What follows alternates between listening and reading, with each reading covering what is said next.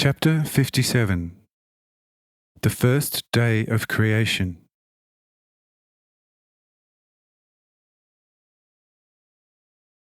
Jesus.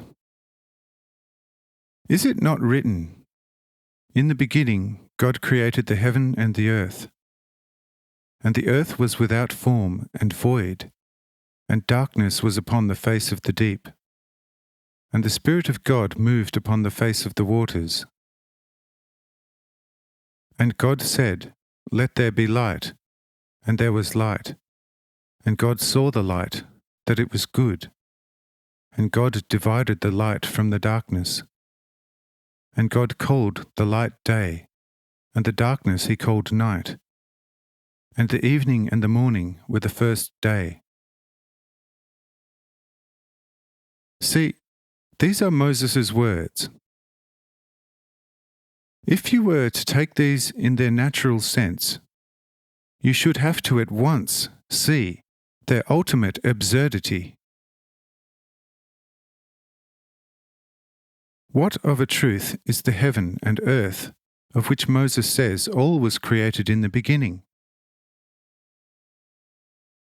In man, heaven is the spiritual, and earth the natural. This still is void and without form, as in your case. The waters are your deficient knowledge of all things, above which the Spirit of God moves indeed, but not yet within them. Since God at all times, however, sees the terrible darkness in your material world depth, God says to you, as manifestly even now, "Let there be light." It begins thereupon to dawn within your natures, and God indeed sees how good is the light upon your darkness. But it is yourselves who do not want to recognize it. For this reason, therefore, a division takes place within you. Day and night verily are separated, and through the day within, you then recognize the former night of your hearts. With man, his initial natural being is late evening, and therefore night. Since God gives him light, however, such light is to him a veritable sunrise, and out of man's evening and sunrise verily come man's first day of life.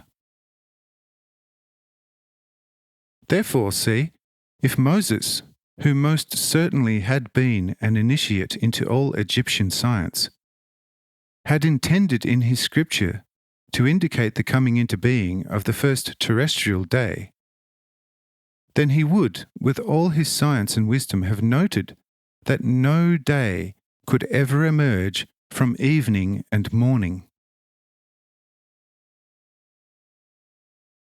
Night proper surely always follows evening, and day comes only after the morning. What therefore lies between evening and morning is night. Only what lies between morning and evening is day.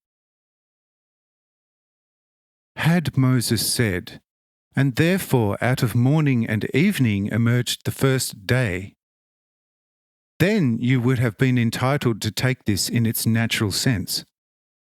But for good reasons of correspondences, he said exactly the reverse.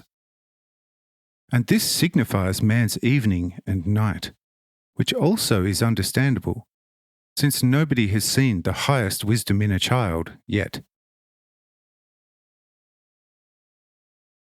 When a child is born, its soul finds itself in utter darkness, and therefore night.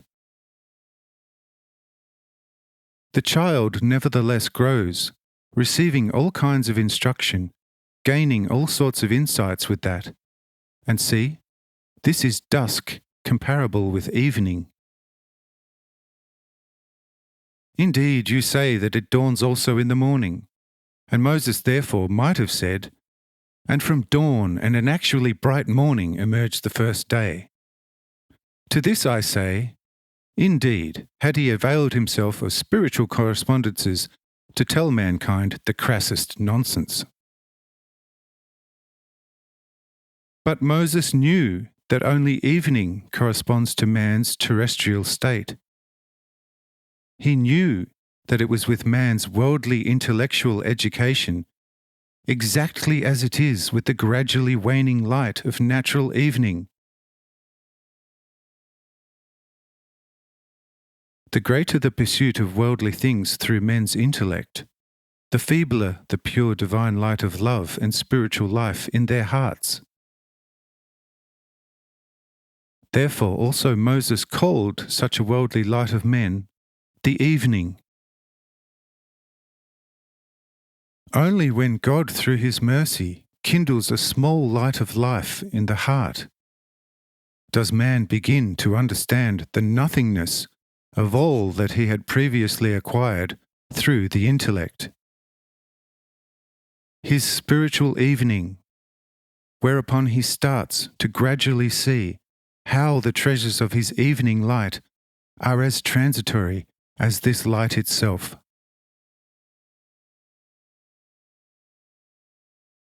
The right light out of God, however, kindled in the hearts of men, is that morning which together with the preceding evening brings about the first true day within man.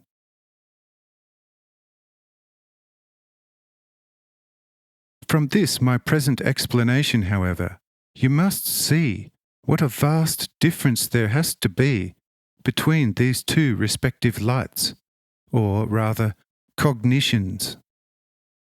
Because all cognition from the worldly evening light is deceptive and transitory. Only truth lasts forever, and deception has in the end to come to naught.